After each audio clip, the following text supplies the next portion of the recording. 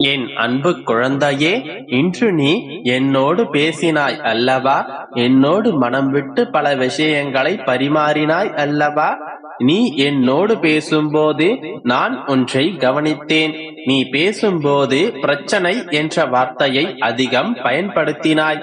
பிரச்சனை என்றால் என்ன என்று உனக்கு தெரியுமா?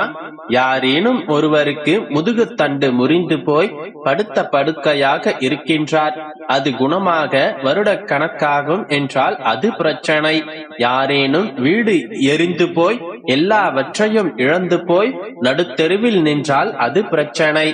ஆண்டாண்டு காலமும் முயன்றால் மட்டுமே சரி செய்ய முடியும், அல்லது சரி செய்யவே முடியாது என்கின்ற வகையில் வருவது மட்டுமே பிரச்சனை. இது போன்ற பிரச்சனைகள் மனிதரின் வாழ்க்கையில் ஓரிரண்டு வரலாம், அல்லது வராமல் கூட இருக்கலாம். மற்றபடி நீ பிரச்சனைகள் என்ற பெயரில் சொல்கின்ற எல்லாமே அசௌகரியங்கள். இது போன்ற அசௌகரியங்கள் வாழ்க்கையில் நிறைய வரும். அந்தந்த சமயத்தில் இவை பெரிதாக தோன்றும். ஆனால் மணிக்கணக்கிலோ நாள் கணக்கிலோ அல்லது மாத கணக்கிலோ சமாளிக்கப்பட்டு மறக்கப்படக்கூடியவை. பின்னாளில் யோசித்து பார்த்தால் அவை அற்ப விஷயங்களாக தோன்றும். இப்போது ஆத்திரப்படும் உனக்கு 6 மாதம் கழித்து நினைத்து பார்த்தால் இது அவ்வளவு பெரிய விஷயமாய் தோன்றாது. நான் சொல்வதை நன்றாக நினைவு வைத்துக்கொள். நமது வாழ்க்கை முழுவதும் எல்லா கட்டங்களிலும் இது போன்ற அசௌகரியங்கள் நிறையவே இருக்கும். இதற்கெல்லாம் பிரச்சனை என்று பெயரிட்டு வாழ்க்கையை பார்த்தால் நீ என்றுமே மகிழ்ச்சியாக இருக்க முடியாது. இனி உன்னுடைய வாழ்க்கையில் சிக்கலை ஏற்படுத்தும் சூழ்நிலைகள் வரும்போதெல்லாம் அது உண்மையான பிரச்சனையா இல்லை அப்போதைய அசௌகரியமா என்று உன்னை நீயே கேட்டுக்கொள். உன்னுடைய வாழ்க்கையில் அசௌகரியங்களைத்தான் அதிகம் நீ சந்திக்கின்றாய். உண்மையில் அவை அவ்வளவு பெரிய விஷயங்கள் அல்ல என்றும் புரிந்து கொள். என்றும் தீராத விஷயங்களும் கால காலமாக தொடரும் விஷயங்களும் தான் இங்கே பிரச்சனை. அவ்வாறான மிகப்பெரிய பிரச்சனை உன்னுடைய வாழ்க்கையில் இல்லை கண்மணி. இப்போது இருப்பதெல்லாம் நிரந்தரமும் அல்ல. இப்போது நீ சந்திக்கும் எல்லா சிக்கல்களும் கூடிய விரைவில் தீர்க்கப்பட்டுவிடும். என்றேனும் ஒரு நாள் அவை இல்லாமலேயே மறக்கப்பட்டும் விடும். உனக்கு மனப்பக்குவம் ஏற்பட்ட நிலையில் நீ அழுததை நினைத்து சிரிப்பாய். இதற்காகவா நான் அழுது புலம்பினேன் என்றெல்லாம் உன்னை நீயே கடிந்து கொள்வாய். இது போன்ற சின்ன சின்ன அசௌகரியங்களை சமாளித்து வெளியில் வா. இந்த அப்பாவின் பிள்ளையின் வாழ்க்கையில் எந்த ஒரு பிரச்சனையும் வர நேராது. இன்று முதல், இந்த கணம் முதல் புரிந்து கொள். உன்னுடைய வாழ்க்கையில் பிரச்சனை என்பதே இல்லை. இப்போது நடப்பவை தற்காலிகமான அசௌகரியங்கள். கூடிய விரைவில் எல்லாமும் தீர்க்கப்பட போகின்றது.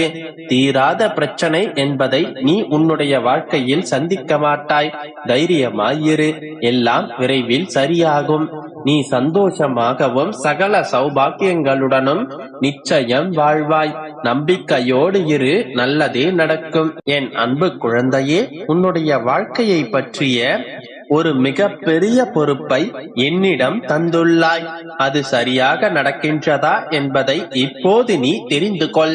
வாழ்வில் கஷ்டம், தோல்வி, அவமானம், நெருக்கடி, நம்பிக்கை துரோகம் என அனைத்தையும் இப்படி சந்தித்துக் கொண்டே இருக்கின்றேனே. என்னுடைய வழிகளை பார்த்து கொண்டுதானே இருக்கிறீர்கள். ஏன் எதுவும் செய்யவில்லை? என்னுடைய சூழ்நிலையை ஏன் இன்னும் மாற்றவில்லை என்னும் உன்னுடைய ஆதங்கம் எனக்கு புரிகின்றது. சூழ்நிலைகள் மோசமாகத்தான் போகின்றது. மாறும், முன்னேறும் என்று நினைத்த இடத்தில் எல்லாம் அதற்கு எதிராகத்தான் நடக்கின்றது. இந்த உன்னுடைய மனக்குமுறலுக்கு என்னால் உதவவும் என்னால் உணரவும் முடிகின்றது. இந்த இக்கட்டான சூழ்நிலையை உனக்கு கொடுத்துள்ளேன் என்றால் உன்னை கஷ்டப்படுத்துவதற்காக அல்ல. வாழ்க்கையில் வரும் சூழ்நிலைகள் எப்போது வேண்டுமானாலும் மாறலாம். அது யாரால் வேண்டுமானாலும் மாற்றப்படலாம். இந்த அடிப்படையான உண்மையை உனக்கு புரிய வைக்கவேதான் இந்த லீலைகள்.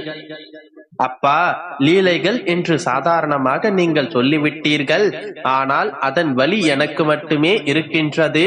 இது ஏன் என்பதுதானே உன்னுடைய கேள்வி. சொல்கின்றேன் மகளே, கேள்.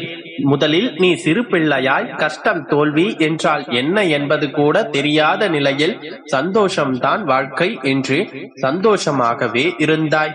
ஆனால் பிறகு உன்னுடைய வாழ்க்கை மெல்ல மெல்ல பக்குவ நிலைக்கு முன்னேற வேண்டும் என்ற நிலையில் வாழ்க்கைக்கான அனுபவம் கூட இல்லாமலே தானே இருந்தாய். கஷ்டம் என்பது மெல்ல உன்னுடைய வாழ்க்கைக்குள் வந்தது. முதலில் அதை சமாளிக்க தடுமாறினாய். பிறகு ஒவ்வொரு கஷ்டத்திலும் தோல்வியிலும் நிறைய தவறுகளையும் அனுபவங்களையும் கற்றுக்கொண்டாய்.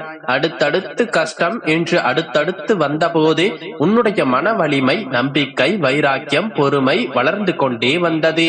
வாழ்க்கையில் உண்மை உருவத்தை புரிந்து கொள்ள ஆரம்பித்தாய். பிறகு சூழ்நிலைகளை சகித்துக் கொண்டு வாழ்க்கையை ஏற்க பழகினாய். பிறகு என்ன சூழ்நிலைகள் வந்தாலும் மனம் தளராது அதை உனக்கு ஏற்றவாறு நேர்மறையாய் மாற்ற முயற்சிக்க ஆரம்பித்தாய். எனது வார்த்தைகளை கேட்டு கேட்டு உன்னுடைய மனதை நீ பக்குவப்படுத்திக் கொண்டாய். இப்படி உன்னை சிறு சிறு படிகளால் ஒரு சின்ன குழந்தை நடை பழகுவது போல வாழ்க்கையில் பயணிக்க கற்றுக் கொடுத்து வருகின்றேன் என்பதையும் நீ உணர்ந்து கொண்டாய்.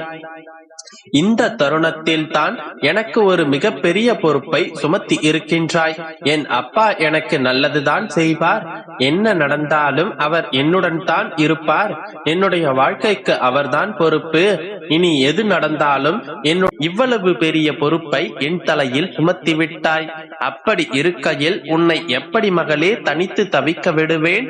உன்னுடைய கண்ணீருக்கு வெகுமதிகளை நிச்சயம் கொடுப்பேன்.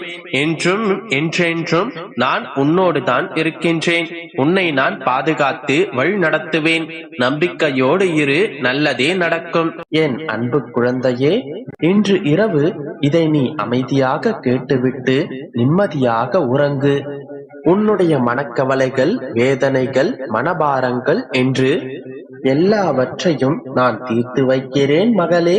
விடியலை நோக்கி தினமும் காத்து கொண்டுதான் இருக்கின்றாய். ஒவ்வொரு விடியலிலும் இது நமக்கான விடியல் என்கின்ற நம்பிக்கையோடுதான் தொடங்குகின்றாய். ஆனால் நாள் முடிவில் எந்த ஒரு நிகழ்வும் நடக்காமல் போனதால் மீண்டும் மனவேதனையோடு அன்றைய இரவை எதிர்கொள்கின்றாய். உன்னை சுற்றி இருக்கும் உறவுகள் உன்னை ஒதுக்கி வைக்கிறார்கள், உன்னை வசைபாடுகிறார்கள். உன்னுடைய பின்னால் அவர்கள் உன்னை புறம் பேசுகிறார்கள். இதுதானே உன்னுடைய கவலை? யார் உன்னை வசைபாடினால் என்ன, புறம் பேசினால் என்ன? நீ இருக்கும் இடத்தில் அமைதியாய் இரு. யார் உன்னை வேண்டாம் என்று சொல்லிவிட்டு உன்னை உதறிவிட்டு சென்றாலும் நீ உன்னுடைய மனவேதனைகளை வெளியில் காட்டாமல், கோபப்படாமல் பொறுமையாக இரு. உறவுகள் உன்னை விட்டு போகும் அல்லது வரும். வீணாக குழம்பிக் கொண்டிருக்காதே. எந்தவித பாசமும் நேசமும் நிரந்தரமில்லை என்றல்லமே. உனக்கு யாருமே இல்லை என்கின்ற உணர்வை இன்றோடு விட்டுவிடு. அவர்கள் யார்? உன்னை உதறிவிட்டு சென்றவர்கள். உன்னை உதாசீனப்படுத்தி சென்றவர்களுக்காக நீ ஏன் வருத்தப்பட்டு கொண்டிருக்கிறாய்? உனக்காகவும் உன்னுடைய அன்பிற்காகவும் உன்னுடைய பக்திக்காகவும் இங்கு நான் ஒருவன் காத்திருக்கின்றேனே. என்னை நினைக்காமல் அவர்களை ஏன் நினைத்து புலம்பிக் கொண்டிருக்கின்றாய்? என்னை மறந்து விட்டாயா?